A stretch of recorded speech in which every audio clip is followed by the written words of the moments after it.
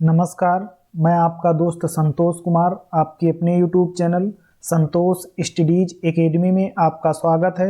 हम लोग आज उत्तर प्रदेश पुलिस भर्ती परीक्षा से संबंधित सामान्य हिंदी का प्रीवियस ईयर पेपर सॉल्व करेंगे। तो चलिए क्लास की शुरुआत करते हैं। आज का पहला प्रश्न है कि निम्नलिखित प्रश्न में 4 विकल्पों में से दिए गए शब्द के सही समास वाला विकल्प पहचानिए।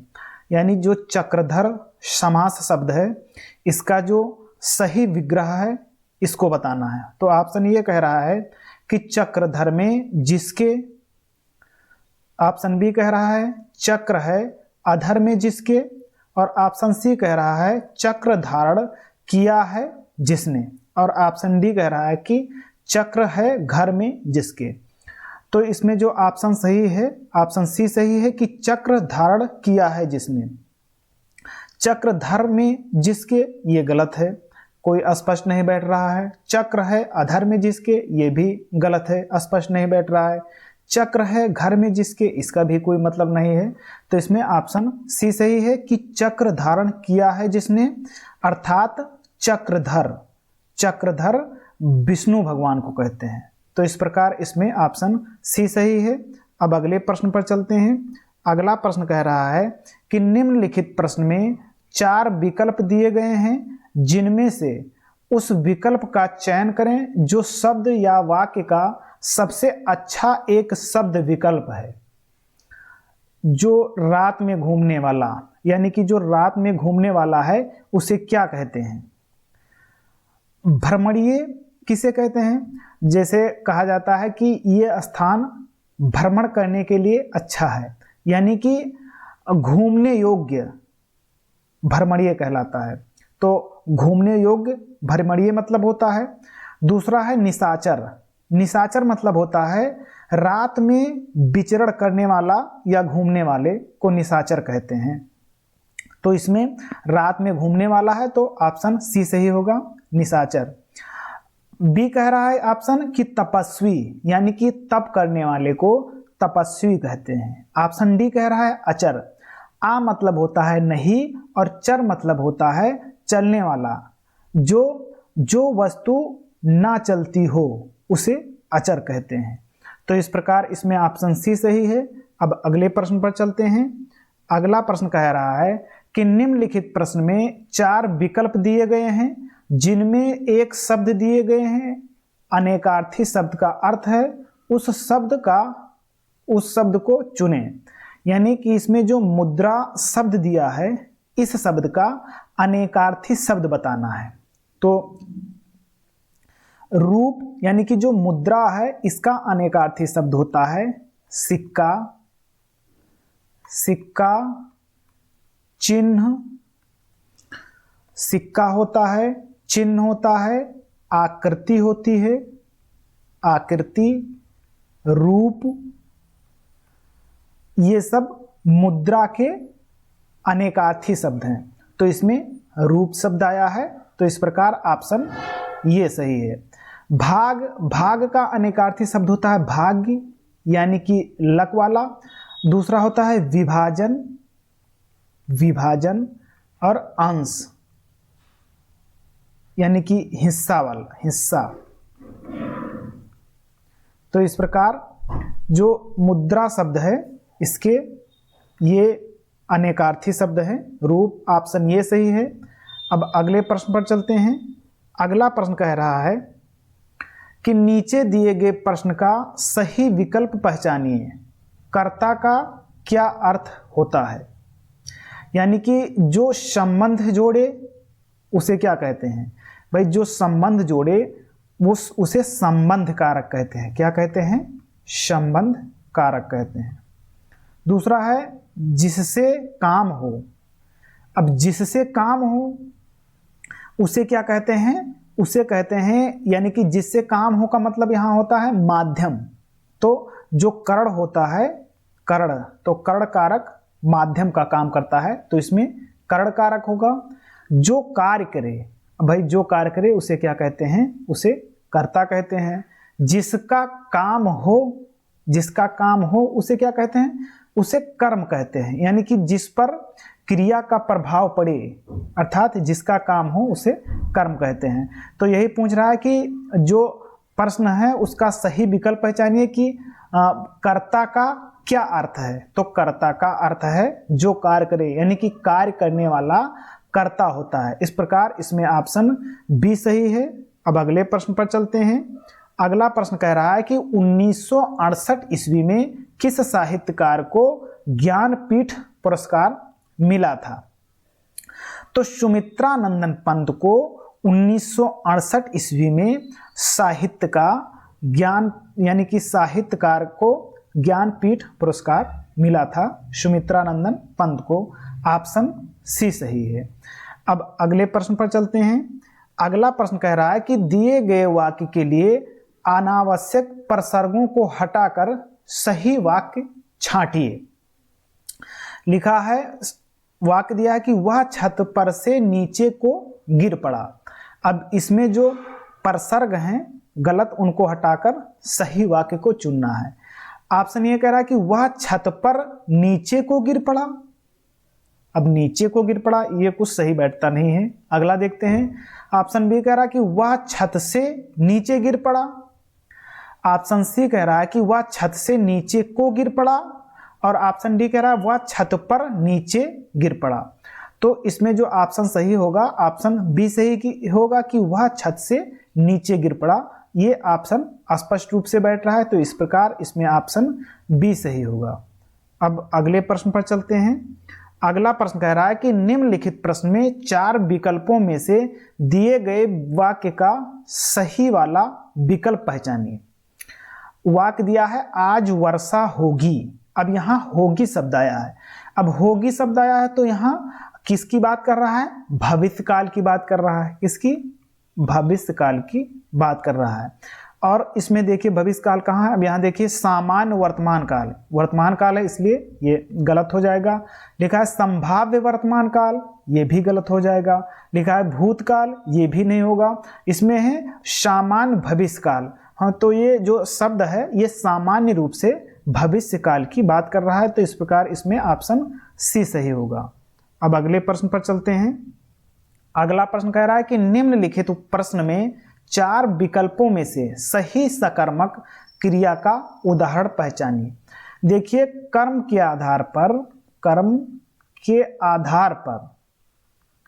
आधार पर क्रिया 2 प्रकार की होती है। एक सकर्मक क्रिया होती है और दूसरी अकर्मक क्रिया होती है। जो सकर्मक क्रिया होती है, सा मीन्स साथ और कर्म मीन्स कर्म, यानी कि जिस क्रिया के साथ कर्म का प्रयोग होता है उसे सकर्मक क्रिया कहते हैं। आ मीन्स नहीं और कर्मक मीन्स कर्म, यानी कि जिस क्रिया के साथ कर्म नहीं पाया जाता है या नहीं होता है उसे अकर्मक क्रिया कहते हैं। अब यहाँ पर देख लीजिए वो वाक्य दिया है कि कौन सी क्रिया जो है सकर्मक है, कौन सा उदाहरण, और कौन सा उदाहरण अकर्मक क्रिया वाला है। तो ऑप्शन ये कह रहा है कि कशिश हंस रही है। अब देखिए सकर्मक या अकर्मक क्रिया को पहचानने के लिए सबसे सरल जो विधि है, क्या करना है आपको कि जो क्रिया दिया हुआ है उसमें क्या शब्द को लगाकर प्रश्न करना है। जैसे यहाँ क्रिया दिया है हंस, तो हंस में क्या लगाकर प्रश्न करेंगे। जैसे लिखा कह रहा है कि कशिश हंस रही है, तो हम कह रहे हैं कि क्या हंस रही है। अगर जो क्या का उत्तर मिल जाता है तो सकर्मक क्रिया होगी, अगर जो क्या का उत्तर नहीं मिलता है तो अकर्मक क्रिया होगी। तो अब यहाँ देख लेते हैं क्या लगाकर। लिखा है कशिश हंस रही है, तो क्या हंस रही है, इसका कुछ जवाब मिला नहीं मिला, इसलिए यह अकर्मक क्रिया है। दूसरा है सूरज उग रहा है, तो क्या उग रहा है, इसका कुछ उत्तर मिला नहीं मिला, तो इसलिए भी ये भी अकर्मक क्रिया है। बी कह रहा है कि चिड़िया उड़ रही है, तो हम इनमें लगाएंगे क्या कि क्या उड़ रही है, तो इसका भी जवाब हमें नहीं मिला, इस प्रकार ये भी गलत है। डी कह रहा है कि सीता वीणा बजा रही है, तो बजाना क्रिया है, इसमें हम क्या लगाएंगे, तो हम कह रहे हैं क्या बजा रही है। अब हमें उत्तर मिल गया कि वीणा बजा रही है। तो इस प्रकार जो डी ऑप्शन है यह सकर्मक क्रिया वाला है, तो इसमें ऑप्शन डी सही होगा। अब अगले प्रश्न पर चलते हैं। अगला प्रश्न कह रहा है कि निम्नलिखित प्रश्न में 4 विकल्प दिए गए हैं, जिनमें से उस विकल्प का चयन करें जो दिए गए शब्द का सही पुल्लिंग शब्द है। अब जो साम्राज्ञी शब्द है, तो साम्राज्ञी एक स्त्रीलिंग शब्द है और इसका हमें पुल्लिंग बताना है। अब देखिए, राजा का जो स्त्रीलिंग होता है वो रानी होता है, महाराजा का स्त्रीलिंग महारानी होता है, महारानी होता है, सम्राट का स्त्रीलिंग साम्राज्ञी होता है, साम्राज्ञी, और बादशाह का स्त्रीलिंग बेगम होता है। तो इसमें साम्राज्ञी का पूछ रहा है तो सम्राट होगा, ऑप्शन सी। अब अगले प्रश्न पर चलते हैं। अगला प्रश्न कह रहा है कि नीचे दिए गए शब्द का सही बहुवचन रूप वाला विकल्प पहचानिए। ये जो चिड़िया शब्द दिया है इसका बहुवचन बताना है। तो ऑप्शन बी कह रहा है कि चिड़ियाएं, चिड़िया का बहुवचन चिड़ियाएं होता है, नहीं, ये गलत है। चिड़ा, चिड़ा भी गलत है। लिखा है चिड़ियों, ये भी गलत है। लिखा है चिड़िया, हाँ चिड़िया सही है कि जो चिड़िया शब्द है इसका बहुवचन चिड़िया होता है, यानी कि चिड़िया के ऊपर चंद्रबिंदु लग जाएगा तो चिड़िया जो शब्द है यह बहुवचन हो जाएगा चंद्रबिंदु लगाने से। इस प्रकार इसमें ऑप्शन ये सही है। जैसे है कि चिड़िया रानी, तो उसी प्रकार ये चिड़िया शब्द होगा। अब अगले प्रश्न पर चलते हैं। अगला प्रश्न है कि निम्नलिखित प्रश्न में 4 विकल्पों में से सही कर्ता कारक को पहचानिए। अब देखिए, जो हिंदी में है, हिंदी में कारक 8 प्रकार हैं। कारक के कितने प्रकार हैं? कारक के 8 प्रकार हैं। कौन कौन से? जैसे कर्ता कारक, कर्म कारक, करण कारक, संप्रदान कारक, संप्रदान कारक, और अपादान कारक, संबंध कारक, संबंध कारक, और जो है यहाँ पर अधिकरण कारक, अधिकरण कारक, और संबोधन कारक, संबोधन कारक। ये कारक के 8 भेद हैं हिंदी में। कर्ता, कर्ता ने, कर्म को, करण से के द्वारा, से के द्वारा, संप्रदान को के लिए, संप्रदान का जो कारक चिन्ह है को के लिए, अपादान से अलग होना, अपादान से अलग होना, संबंध का की के, का की के, और रा री रे ना नी ने, ये होता है। अधिकरण के मतलब होता है में पर पे, में पर पे। संबोधन हे रे अरे। जो इस साइड वाला है, जो इस साइड वाला है ये कारक है, और जो इस साइड वाले जितने भी हैं ये सब कारक चिन्ह हैं। यानी कर्ता का कारक चिन्ह क्या होगा? ने होगा, कर्म का को होगा, करण का से के द्वारा होगा, संप्रदान को के लिए, अपादान से अलग होना, संबंध का की के, रा री रे ना नी ने, अधिकरण का में पर पे, और संबोधन का हे रे अरे होगा। तो इस प्रकार ये कारक हो गया, और इस जो इस साइड है ये कारक चिन्ह हो गया। अब यहां कह रहा है कि सही कर्ता कारक को पहचाने। अब इसमें जो कर्ता कारक है इसका चिन्ह क्या है? कर्ता कारक का चिन्ह ने है। अब यहां पर देख लीजिए कि किसमें ने लगा है, और जो कर्ता है, अब ये जान लेती कर्ता किसे कहते हैं। देखिए, वाक्य में जिसके बारे में बात की जाए या जिसके द्वारा कुछ किया जाए वो कर्ता होता है। जैसे यहाँ हॉकी खेली, तो हॉकी किसने खेली? भाई रोहन ने खेली, यानी कि रोहन कुछ ना कुछ रोहन कर रहा है, यानी कि रोहन के बारे में बात हो रही कि हॉकी किसने खेली, तो हॉकी रोहन ने खेली, यानी कि रोहन जो है ये कर्ता कारक है, और इसके साथ कर्ता कारक का चिन्ह भी लगा है। तो इस प्रकार जो रोहन है ये कर्ता कारक है, और ने कर्ता कारक का चिन्ह है। जो हॉकी है ये कर्म कारक है, और खेली जो है ये क्रिया है, क्रिया है, खेली क्रिया है। तो इस प्रकार ऑप्शन ये सही होगा, ये कर्ता कारक पूछ रहा है। अब अगले प्रश्न पर चलते हैं। अगला प्रश्न कह रहा है कि निम्नलिखित प्रश्न में 4 विकल्पों में से उस सही उस सही विकल्प को चयन करें। जो वर्ण स्वर की सहायता से बोले जाएं उन्हें क्या कहते हैं? देखिए, यानी कि जो वर्णमाला है, यानी कि जो वर्ण है, वर्ण दो प्रकार के होते हैं, एक स्वर और दूसरा व्यंजन।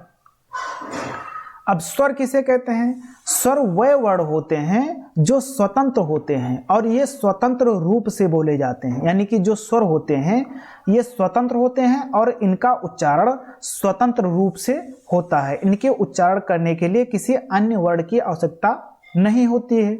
जैसे आ, ई, उ, री। तो जब हम इनका उच्चारण करते हैं तो किसी अन्य वर्ण की सहायता हमें नहीं पड़ती है। जो व्यंजन होता है, जो व्यंजन वर्ण होता है, व्यंजन वर्ण को उच्चारण करने के लिए हमें स्वर की आवश्यकता होती है। जैसे हमने कहा का, तो जब का कहा तो का को का धन आ इस प्रकार लिखेंगे। अब ये हलंत वाला का, जो हलंत वाला का है यही मूल रूप से व्यंजन है। अब जब का के साथ आ जोड़ देंगे तो ये स्वर सहित व्यंजन हो जाएगा, स्वर सहित व्यंजन हो जाएगा। जैसे पा, तो पा को हम क्या लिख सकते हैं? पा धन आ, पा धन आ। अब ये पा धन आ बराबर क्या हो जाएगा? पा हो जाएगा। ये जो पा है जिसमें हलंत नहीं लगा है ये स्वर सहित व्यंजन है। और जब इसमें आ को अलग कर दिया जाएगा तो इसके नीचे हलंत लग जाएगा, और जब हलंत लग जाएगा तो ये शुद्ध रूप से व्यंजन है, यानी कि ये स्वर रहित व्यंजन है। तो इस प्रकार जो आ है ये स्वर है। तो जो जितने भी व्यंजन ध्वनियां हैं उनका उच्चारण करने के लिए हमें स्वर की आवश्यकता पड़ती है। बगैर स्वर के इसका उच्चारण हम नहीं कर सकते। इसलिए ये पूछ रहा है कि वर्ण कौन से वर्ण हैं जो स्वर की सहायता से बोले जाते हैं। तो जो व्यंजन ध्वनियां हैं या व्यंजन वर्ण हैं ये स्वर की सहायता से बोले जाते हैं। अब अगले प्रश्न पर चलते हैं। अगला प्रश्न कह रहा है कि अयोध्या सिंह उपाध्याय हरिऔध जी की प्रसिद्ध रचना है। कौन सी रचना है? अयोध्या सिंह उपाध्याय की। झरना, झरना जय शंकर प्रसाद की रचना है। किसकी है? जय शंकर प्रसाद की रचना झरना है। प्रेम प्रलाप ये भारतेंदु हरिश्चंद्र की रचना है। किसकी है? भारतेंदु हरिश्चंद्र की रचना है। प्रिय प्रवास, जो प्रिय प्रवास है ये हरिऔध की रचना है। अयोध्या सिंह उपाध्याय हरिऔध। अंधा युग, अंधा युग धर्मवीर भारती की रचना है। धर्मवीर भारती की रचना है। तो ये पूछ रहा है हरिऔध की कौन सी रचना है? तो प्रिय प्रवास रचना अयोध्या सिंह उपाध्याय हरिऔध की रचना है। ऑप्शन बी सही है। अब अगले प्रश्न पर चलते हैं। अगला प्रश्न कह रहा है कि निम्नलिखित प्रश्न में 4 विकल्पों में से रेखांकित शब्द के आधार पर सर्वनाम के सही भेद को पहचानिए। कोई आपसे मिलने आया है, ये जो कोई शब्द है वाक्य में, तो इसमें बताना है कि जो कोई है ये कैसा सर्वनाम है। अब देखिए, जो सर्वनाम है तो सर्वनाम के 6 भेद हैं। एक पुरुषवाचक सर्वनाम, निजवाचक सर्वनाम, निश्चयवाचक सर्वनाम, अनिश्चयवाचक सर्वनाम, अनिश्चयवाचक सर्वनाम और प्रश्नवाचक सर्वनाम, संबंधवाचक सर्वनाम, संबंधवाचक सर्वनाम। 1 2 3 4 5 6 ये जो सर्वनाम है तो सर्वनाम के 6 भेद हैं। पुरुषवाचक सर्वनाम, निजवाचक सर्वनाम, निश्चयवाचक सर्वनाम, अनिश्चयवाचक सर्वनाम, प्रश्नवाचक सर्वनाम और संबंधवाचक सर्वनाम। अब यहाँ कह रहा है कोई। अब कोई आपसे मिलने आया है। अब कोई मतलब ये राम भी हो सकता है, रहीम भी हो सकता है, गगन भी हो सकता है, मतलब उसकी कोई पहचान नहीं है।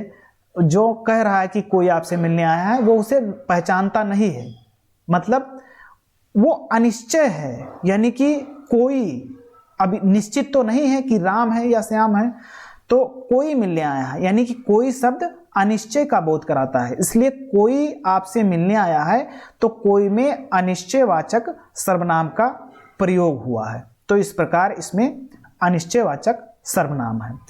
यहाँ पर जब प्रश्नवाचक चिन्ह होता तो यहाँ पर क्या हो जाता, और यहाँ पर प्रश्नवाचक जो शब्द होता इसका प्रयोग होता, तब प्रश्नवाचक सर्वनाम कहलाता।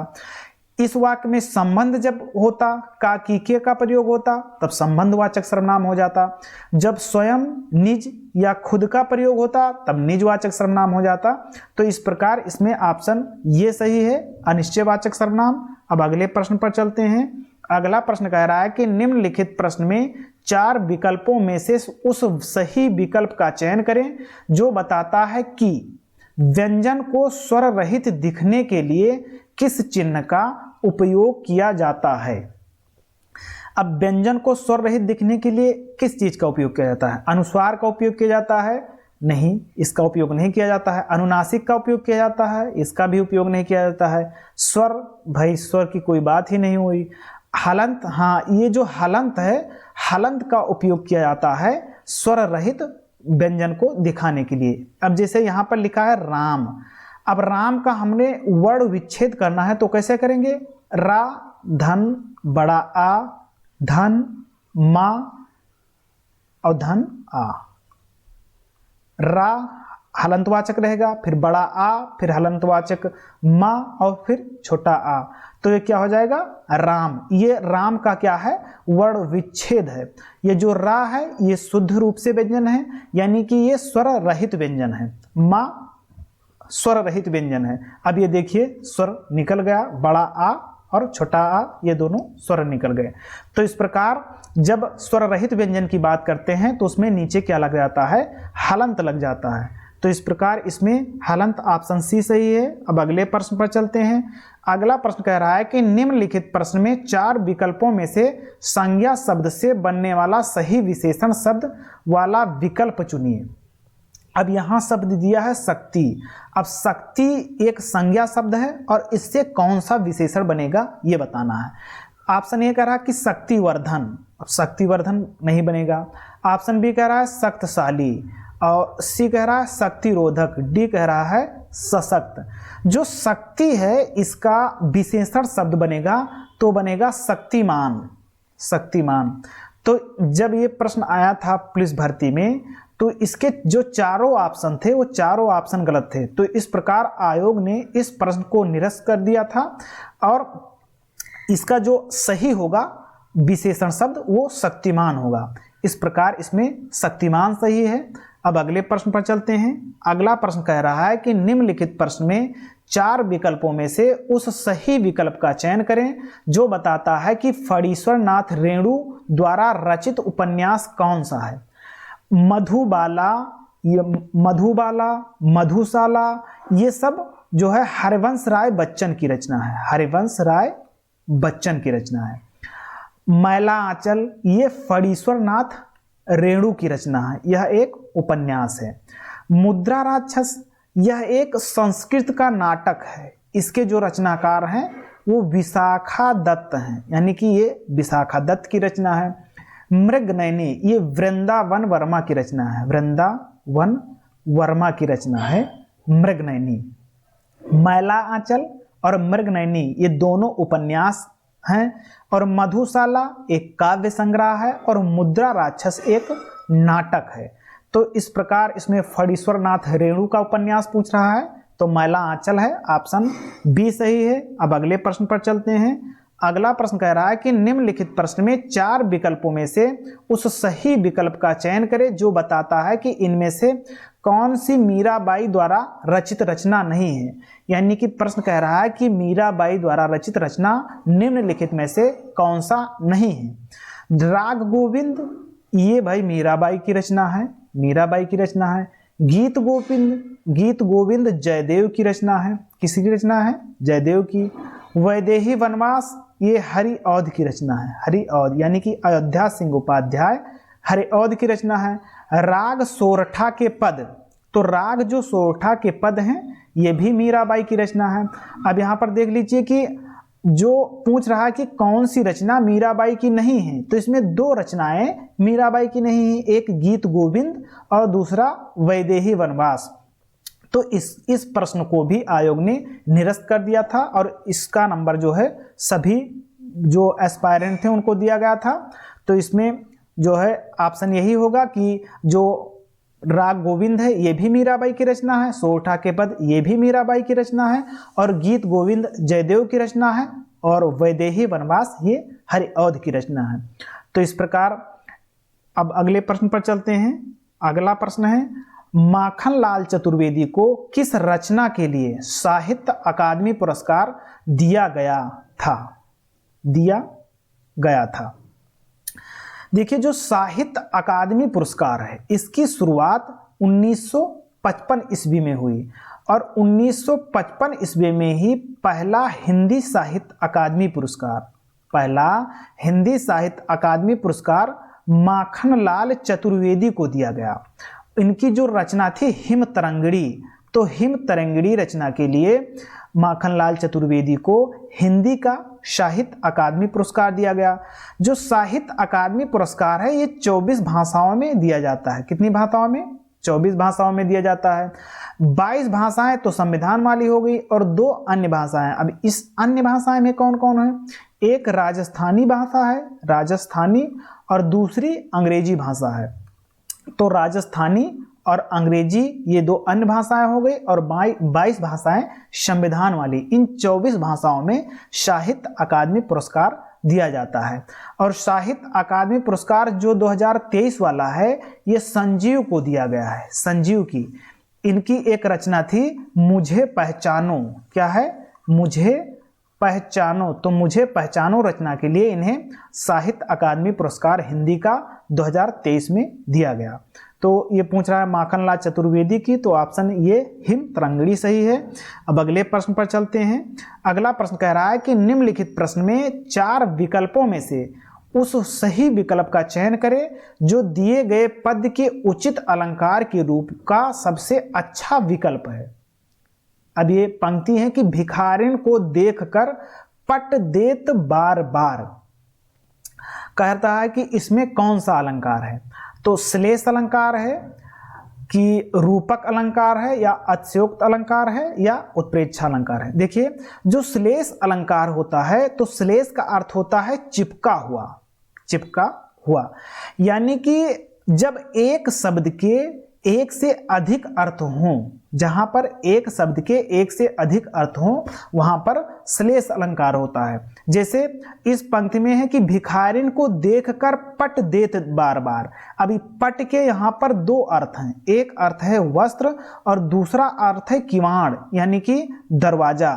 भिखारिन को देखकर पट देत बार बार यानी कि दरवाजा खोलती है और वस्त्र देती है भिखारी को। तो इस प्रकार इसमें श्लेष अलंकार है, ऑप्शन ये सही है। रूपक अलंकार में क्या होता है? रूपक अलंकार में होता है कि उपमेय में उपमान का भेद रहित आरोप होता है, वहां पर रूपक अलंकार होता है। अतिशयोक्त अलंकार में क्या होता है? यहाँ पर बातें जो हैं यानी कि जो प्रशंसा की जाती है वो बढ़ा चढ़ा कर की जाती है, जिसमें अतिशयोक्त अलंकार होता है। और उत्प्रेक्षा अलंकार जैसे जनु जानो, मनु मानो, जनहु मनहु, जिसमें ये वाचक शब्द आते हैं उसमें उत्प्रेक्षा अलंकार होता है। जैसे मानो हवा के वेग से सोता हुआ सागर जगा, तो इसमें उत्प्रेक्षा अलंकार है। अब अगले प्रश्न पर चलते हैं। अगला प्रश्न है कि निम्नलिखित प्रश्न में 4 विकल्पों में से उस सही विकल्प का चयन करें जो रेखांकित शब्दों के सही अव्यय भेद हों। यानी कि ये जो पंक्ति है यानी कि वाक्य है, इसमें जो रेखांकित शब्द लेकिन है ये अव्यय शब्द है और इसका कौन सा अव्यय है ये बताना है। तो वाक्य है कि सबने उसे बुरा कहा लेकिन वह अच्छा बना। अब देखिए यहाँ कह रहा है कि विस्मयादि बोधक अव्यय है, नहीं, विस्मयादि बोधक अव्यय होता तो यहाँ पर पहली बात तो विस्मयादि बोधक चिन्ह होता और विस्मयादि बोधक हे, अरे ये शब्द होते हैं। दूसरा कह रहा कि संबंध बोधक अव्यय, तो यहाँ पर संबंध बोधक अव्यय नहीं होगा, क्योंकि जब संबंध बोधक अव्यय होगा तो संबंध दिखाता, जैसे का, की, इसका जो है संबंध होता। कह रहा है क्रिया विशेषण अव्यय, तो क्रिया विशेषण ये है नहीं, लेकिन एक क्रिया विशेषण नहीं है तो इसलिए क्रिया विशेषण अव्यय भी नहीं होगा। कह रहा है कि समुच्चय बोधक अव्यय, हाँ इसमें समुच्चय बोधक अव्यय होगा। समुच्चय बोधक अव्यय में क्या होता है कि जब वह शब्द जो एक वाक्य को दूसरे वाक्य से कनेक्ट करते हैं यानी कि जोड़ते हैं, जैसे और, परंतु, किंतु, लेकिन, क्या क्या होता है? और, परंतु, किंतु, लेकिन जो इत्यादि शब्द होते हैं ये एक वाक्य को या एक उपवाक्य को दूसरे वाक्य से जोड़ते हैं, तो यहाँ पर समुच्चय बोधक अव्यय होता है। तो इसमें ऑप्शन सी समुच्चय बोधक अव्यय सही है। अच्छा, अब अव्यय क्या होते हैं? अव्यय वह शब्द होते हैं जो क्रिया के अनुसार बदलते नहीं, यानी कि कर्ता और क्रिया के अनुसार जो खुद को परिवर्तन नहीं करते हैं, यानी क्रिया और मतलब कि कर्ता के अनुसार जिनका परिवर्तन नहीं होता है वह अव्यय कहलाते हैं। अब आगे चलते हैं, अगला प्रश्न है, यानी कि जो आज की क्लास थी वो पूरी हो चुकी है। तो आज की क्लास पूरी हुई। क्लास देखने के लिए धन्यवाद। क्लास पसंद आई हो तो चैनल को सब्सक्राइब कीजिए और बेल आइकन को दबाइए ताकि समय से क्लासें मिलती रहें। और अब हम मिलते हैं अगली क्लास में, तब तक के लिए जय हिंद, नमस्कार।